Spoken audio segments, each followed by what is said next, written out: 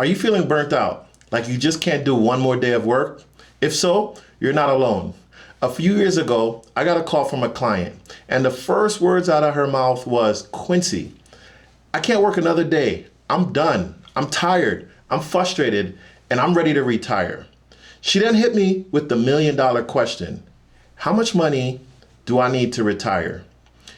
If you've ever asked yourself the same question, then stick around, because today I'm going to walk you through a simple step-by-step system to figure out your retirement number.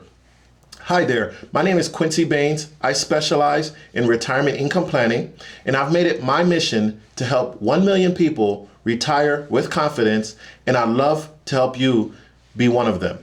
Let's jump in. See, most people start by Googling, how much do I need to retire? And they get a generic number like 2 million or maybe 3 million. Or they're told to aim for somewhere around 80% of their pre-retirement income. But here's the thing. There's no one size fits all number. Some of you could retire much earlier than you think, and others may need a few small tweaks.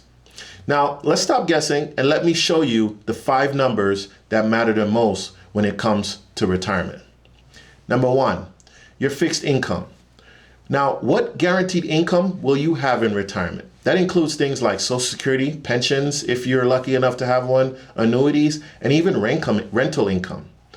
If you're wondering how much Social Security you receive, then visit socialsecurity.gov, ssa.gov, and I'll drop a link in the show notes below. And once you know your monthly fixed income, we're ready to move to step 2. Hey, real quick, Quincy Baynes here, and if you're liking this content, then you're gonna love my new book, Retire on Purpose. Just head on over to retireonpurpose.com to learn more and grab your copy. Inside, I walk you through the 5-step framework that I use with clients to help them create reliable income, optimize their investments, minimize taxes, plan for healthcare, and build a lasting legacy. Plus, when you get the book, you'll also unlock access to bonus tools, checklists, resources, and our exclusive Retire on Purpose portal and command center. If you're serious about getting your retirement right, then this book is the perfect place to start. Again, visit Retire on Purpose to get all the details. All right, back to the content. Number 2, your expenses. How much will you need to actually live in retirement? Most people spend about 75% to 80% of their current income, but that's just a rule of thumb.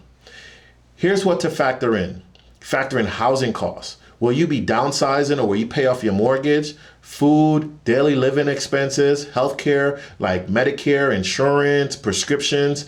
You want to talk about travel and hobbies. You want to include all the numbers for that. And here's a pro tip. Always overestimate your expenses. It's better to build in a cushion than it is to come up short later. And number 3, emergency savings. Do you have the financial safety net? Right? You should have at least 6 months of expenses set away, but here at Baynes Financial, we recommend 12 months. So, for example, if your monthly expenses are $6,000, 6 months would equal $36,000. In 12 months, $72,000. Keep this, and you want to keep this money in a safe spot, like a high yield savings account or treasury bonds, not in the stock market or any long-term investments. Number 4, your retirement income gap. So this is also what we call a shortfall. So this is the shortfall between your fixed income and your expenses. Here's the formula. Fixed income minus expenses equals income gap. Let's say that your Social Security and pension total $3,500 per month, but your expenses are $6,000 per month. That's a $2,500 per month gap that you'll need to fill. If your fixed income is higher than expenses, then great, you're ready to retire. But if there's a gap, then we'll need to figure out how to close it strategically, which leads to number 5. Number 5, your investable assets and withdrawal strategy. So this is where your retirement savings comes into play.